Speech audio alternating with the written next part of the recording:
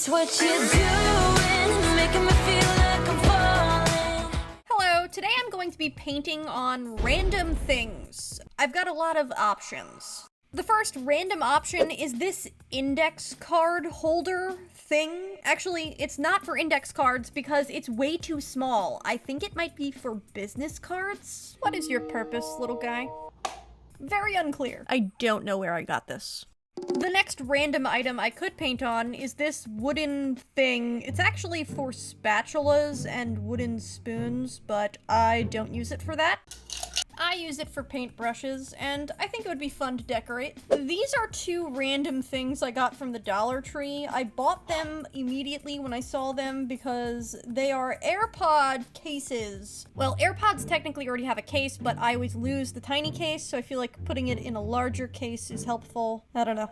This wooden block, I actually already painted a wooden block in a different video, and this was the one I used for the thumbnail. I also have this wooden spoon, which I cooked with for a while before it started like falling apart. You can't really see, but it gets like very crummy, and I feel like it's not safe to eat. But it would be safe to paint. I've also got these 3 skeleton charm things that could be redesigned. And this green wooden box. I found this in my basement and it's, well, the inside is a little bit dirty. It looks kind of gross. But the outside has a lot of potential. And here are all of the random things that I was thinking about painting on. As I looked at these random objects, I considered what you guys might want me to paint. I know you guys. I know that you'll want me to paint the wooden spoon. We're not gonna do it in this video. I have chosen good old Mr. Box. He is such a good box. I picked this because there is a lot of open space on the top of the box. I really like the color, actually. I find it interesting that it has wood painted on top of it, and I was inspired. I actually liked the box itself so much, like the wood and the green color, that I was debating so long. I was like, do I really want to paint over this whole thing? No, I don't. But I do need to sand some of it and paint on some of it. I've come up with a plan that allows me to do that. Just everyone ignore that horrific scene right there, but the rest of it is going to be somewhat utilized. To start off my painting, I'm taking out some white paint. And I'm using this for kind of a base coat, but it's also actually going to be part of the painting itself. Because I really liked the green part of the box, I enjoy the color itself, I wanted to keep that at least a little bit, so I decided to create a cloud over the top of this box, and then create my painting within the cloud. This ended up only requiring 2 coats of paint, which is pretty good for me, honestly. Usually I gotta do like 3 or 4 coats before we don't see the background anymore.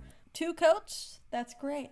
Honestly, I love watching this get painted. It's very satisfying. After I had finished painting this second coat of white, I moved on to a blue color. This is a light blue Craft Smart paint that exploded.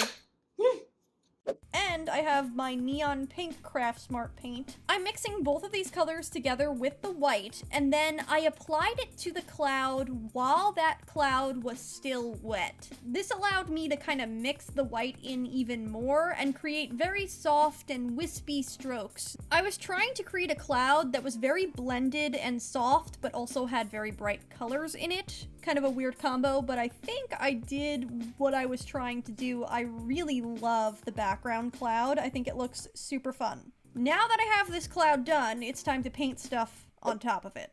But first, before I added any other paint, I wanted to sketch something out. I really loved my background clouds, and it took me a while to blend it to the point that I liked it, so I made sure I had a very detailed drawing, because I was not about to redo my clouds. On the right, we have a bear that is going to be holding some flowers, and on the left, we're going to have a smaller bear. When I sketched out this smaller bear, it was quite small, but I ignored that and I mixed together this color. This is a mustard color, and it's honestly a little off-putting when you see it for the first time. Also, when it's wet, it looks so much brighter than it actually is. I promise you, when this color dries, it looks closer to a brown, but right now it really is looking very, like, yellow and orange. On the left, we have the bear that I drew way too small, and I actually ended up painting over my sketch. It was very scary to do so because I was worried about my background clouds.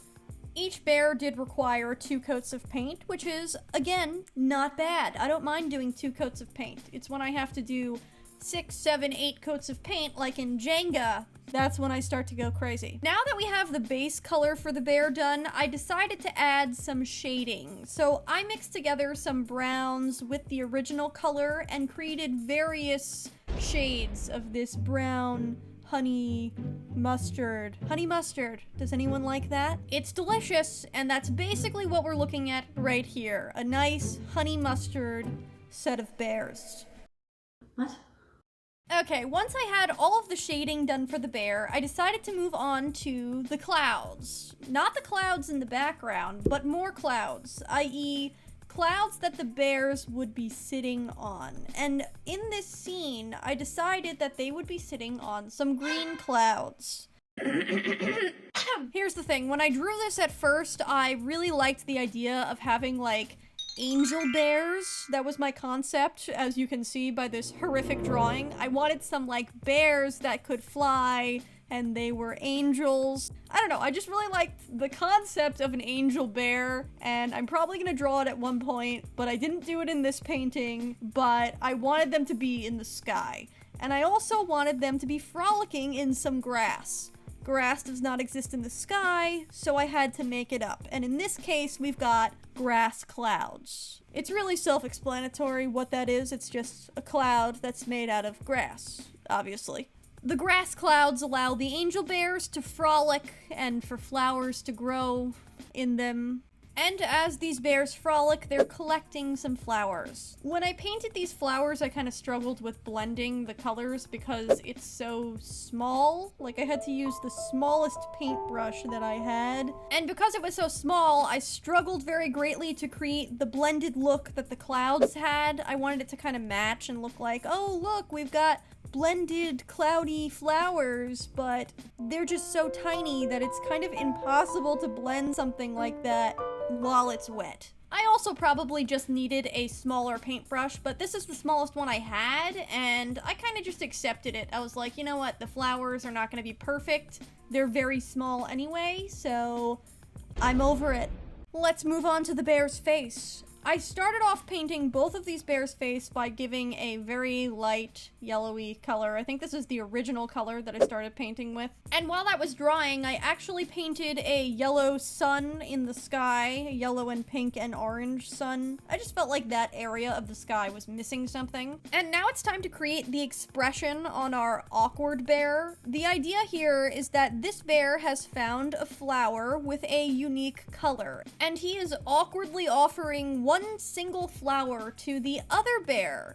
I enjoy his expression very greatly because he looks just a little bit nervous, and the other bear is very happy and excited to accept this flower. She has been running around collecting flowers of all different colors, and this is another color to add to her collection. Because I felt like the edges of the clouds were missing something, I decided to add some twinkly stars. Some of the twinkly stars overlap with the green a little bit to bring things together. The sides of the box were looking quite plain, so I decided that it needed something colorful, but not something too crazy. I thought about what that might be, and I decided polka dots would be a perfect thing to add to the edges of the box. It's not something too overly complicated, but it adds some pops of color to bring things together and make everything look very cohesive.